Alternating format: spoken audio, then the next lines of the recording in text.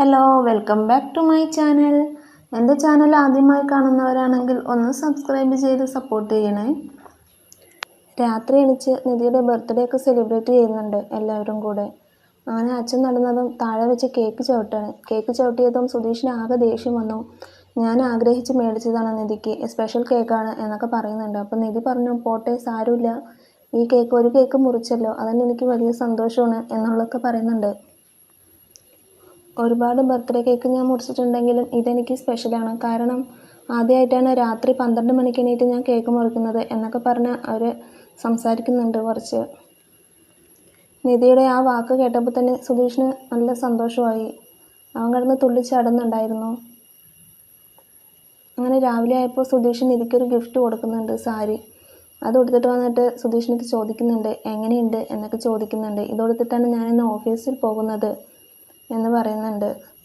അത് കേട്ടതും സുധീഷിന് വീണ്ടും സന്തോഷം സഹിക്കവയ്യാതെ ഡാൻസൊക്കെ കളിക്കുന്നുണ്ട്. എല്ലാവരും അവൻ്റെ ഡാൻസൊക്കെ കണ്ടിട്ട് ചിരിക്കുന്നുണ്ട്. അനിയന്മാർ രണ്ടാളും എന്താടോ കാണിക്കുന്നത് എന്നൊക്കെ പറയുന്നുണ്ട് തമാശ രീതിയിൽ.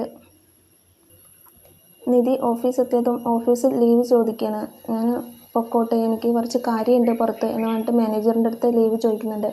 അപ്പോഴേക്കും സിദ്ധാർത്ഥ് വന്നിട്ട് പറയുന്നുണ്ട്, ഞാൻ പുറത്ത് പോകുന്നുണ്ട്, ഞാൻ നിധിയെ കൂട്ടിയിട്ട് പോകാം, എൻ്റെ കാറിൽ വന്നോളൂ എന്നൊക്കെ പറഞ്ഞ് നിധിയെയും കൂട്ടി പോകുന്നുണ്ട്. അങ്ങനെ പകുതി വഴി എത്തിയതും നിധിയുടെ ഒരു ഫ്രണ്ട് വിളിച്ച് ബർത്ത്ഡേ വിഷ് ചെയ്യുന്നുണ്ട്. അത് സിദ്ധാർത്ഥ് കേട്ടപ്പോൾ പറഞ്ഞു, ബർത്ത്ഡേ ആണെന്ന് പറഞ്ഞില്ലല്ലോ എന്ന് പറഞ്ഞ് പകുതിക്ക് കാറ് നിർത്തിയിട്ട് ഓടിപ്പോയി മിഠായിയൊക്കെ മേടിച്ചു കൊടുക്കുന്നുണ്ട്. വേണ്ടിയിരുന്നില്ല എന്ന് നിധി പറയുകയും ചെയ്യുന്നുണ്ട്.